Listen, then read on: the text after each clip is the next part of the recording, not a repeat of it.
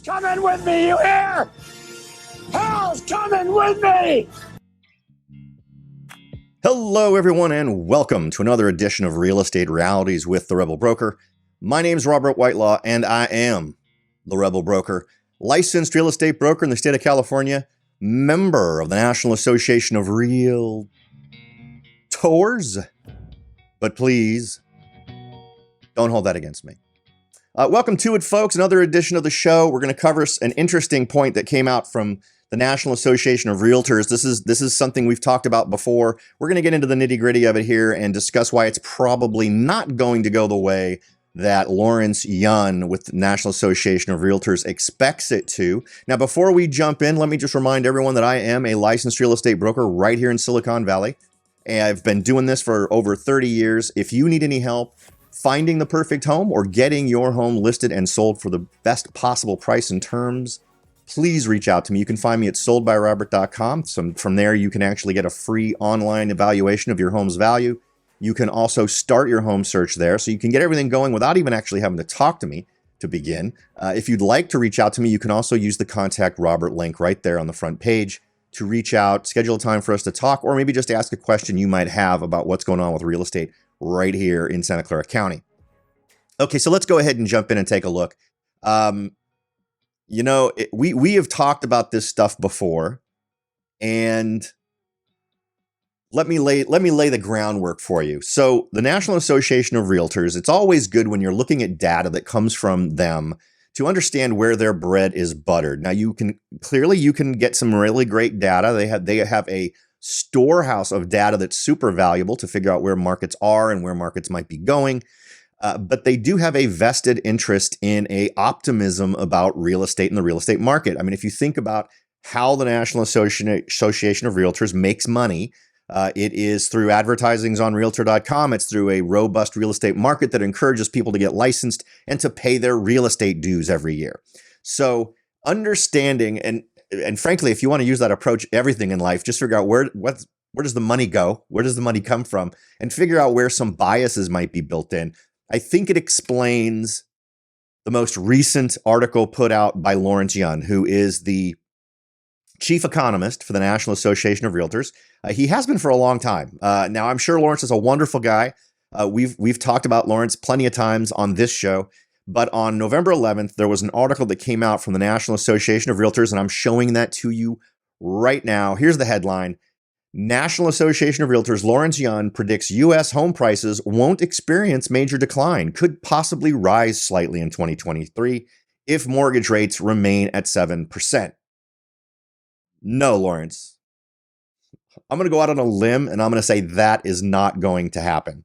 The article sort of goes on here amid the backdrop of high inflation, elevated mortgage rates, and slowing sales activity.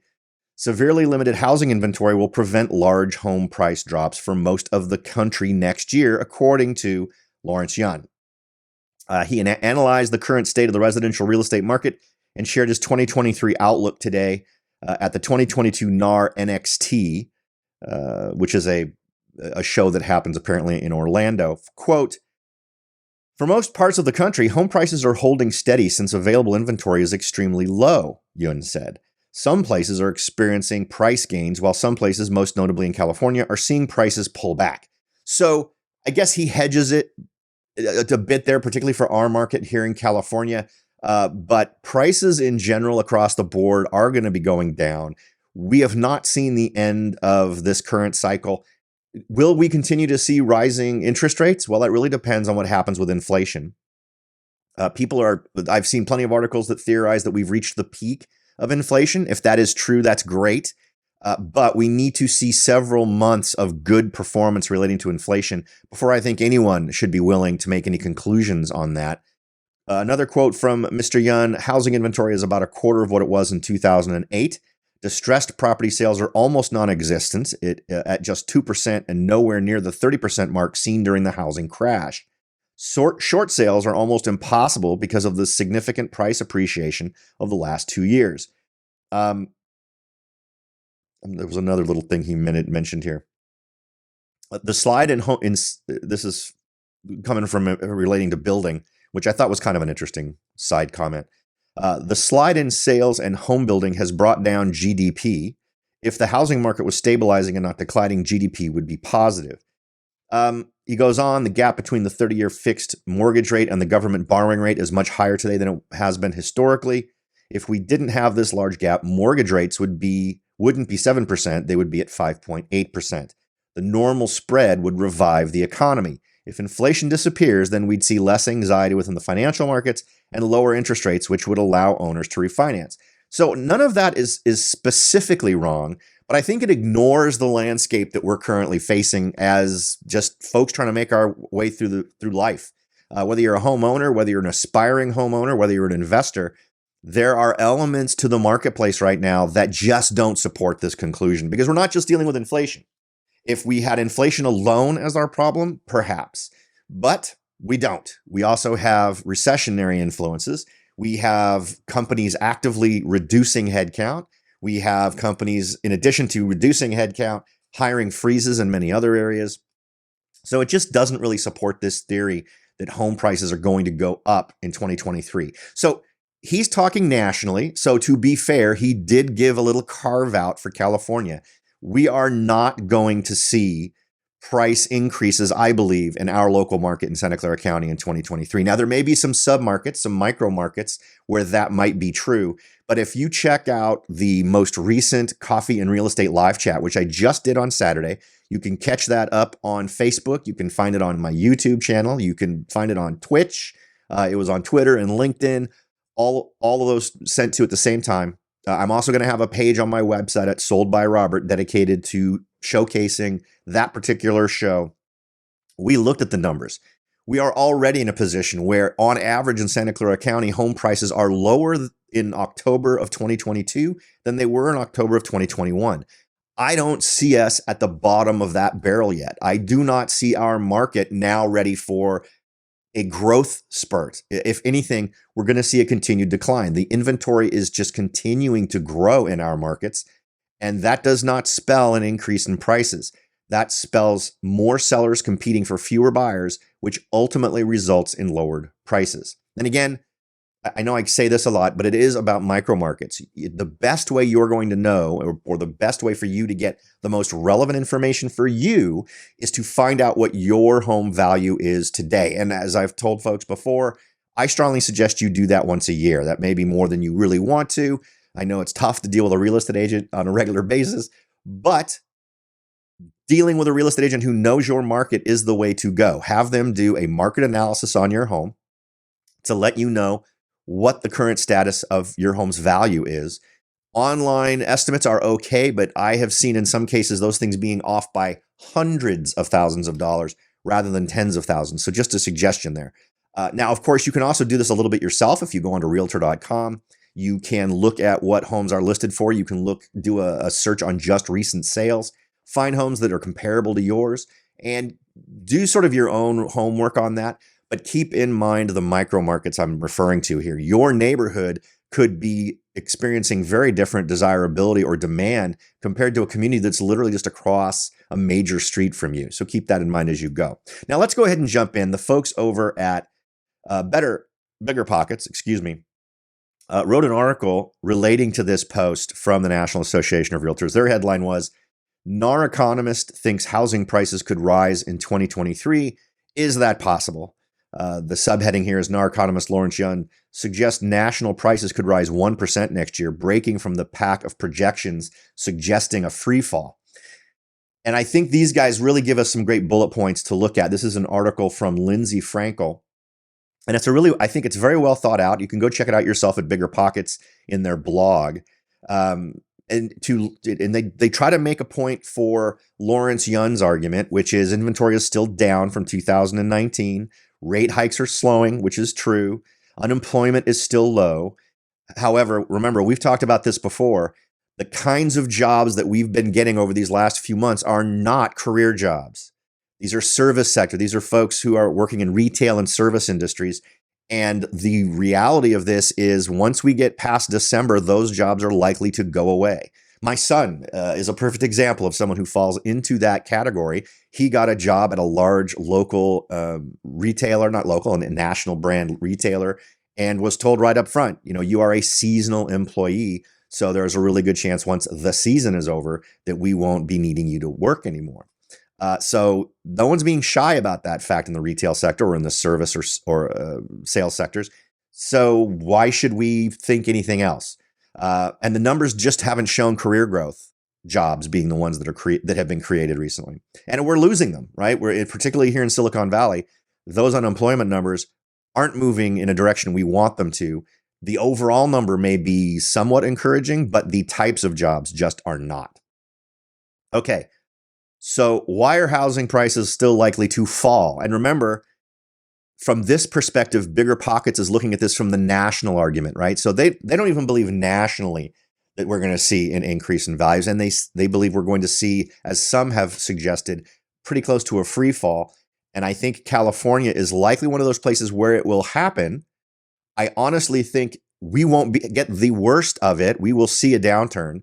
When in the article that we covered in the Coffee and Real Estate live chat on this last Saturday from Redfin, where we kind of discussed what are areas most at risk, San Francisco, San Jose were considered lower risk communities for being hit hard by downturn. But places like Sacramento, Stockton, Salinas, or not Salinas, the two that come off the top of my head for sure were Stockton and Sacramento, are seen as much higher risk. And I think that's fairly reasonable.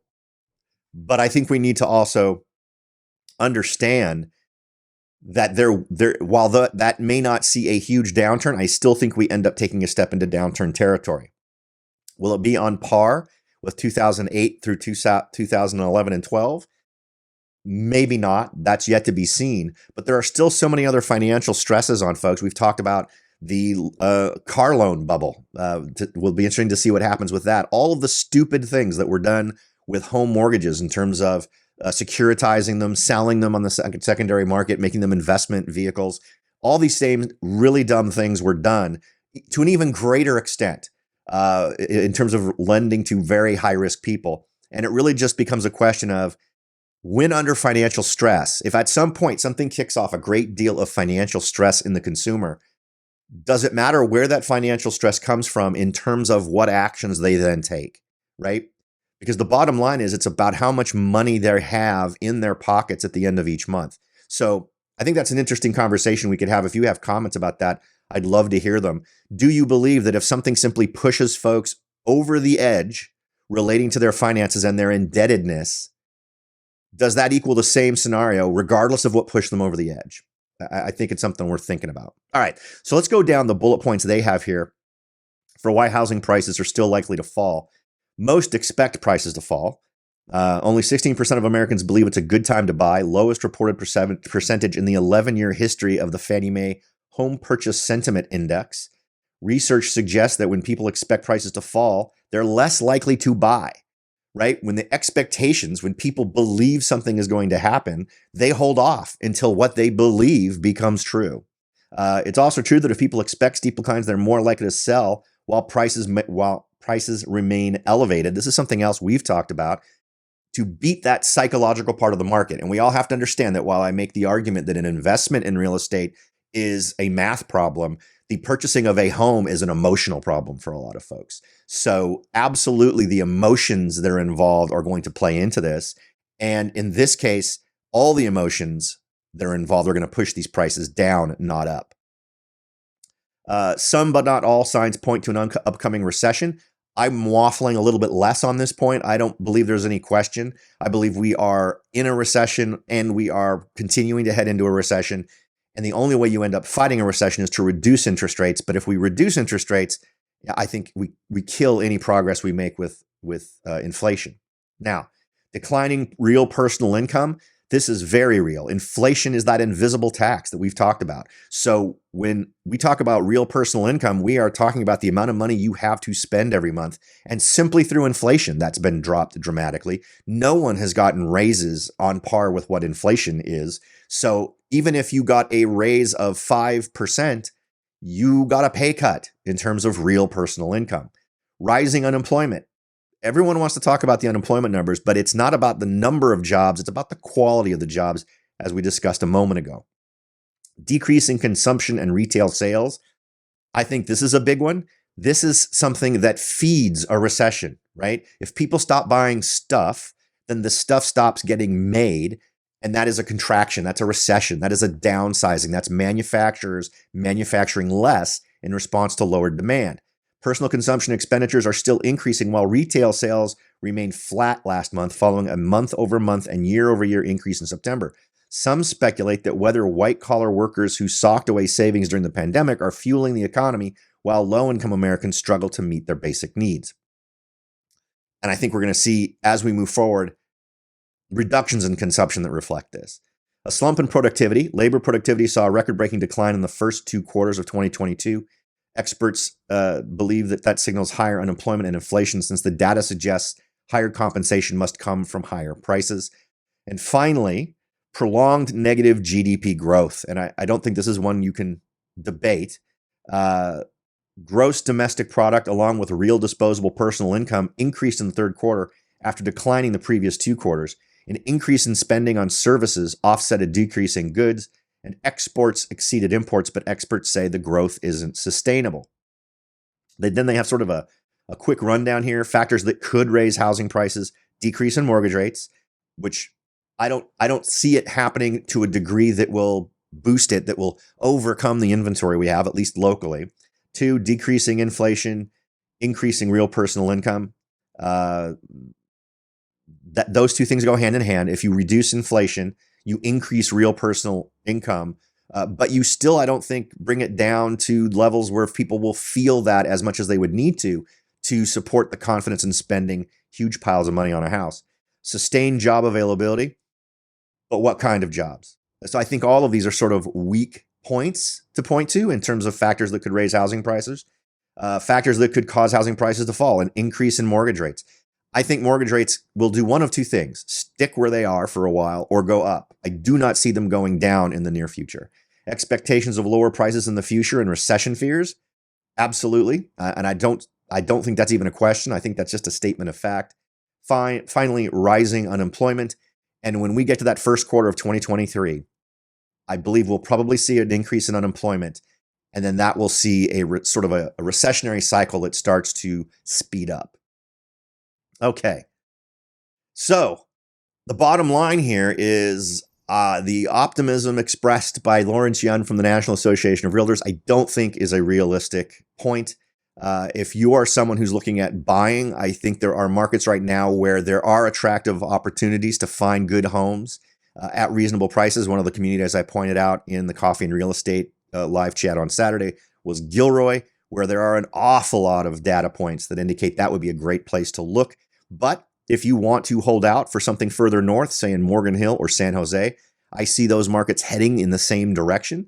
And this winter will be a very interesting one to watch and see when we emerge in January and February to see where values go. Where does the inventory go? Where do we see buyers spending money, being willing to step in and make a purchase? And I think a lot of this psychological part of the equation in terms of people just believe the market is going to go down are holding back because they believe it. And believing that and taking the step of holding back will also contribute to it actually going down. Okay. Well, I think that was a pretty good chunk of info. Hopefully, I've left more information on the table than I've taken up in your time. That is always the goal. It's about increasing your knowledge so you make better decisions in the wonderful world of real estate. Now, if I can help you in any way, please reach out. You can find me at soldbyrobert.com. And I want to thank you all for listening, and I look forward to talking to you next time.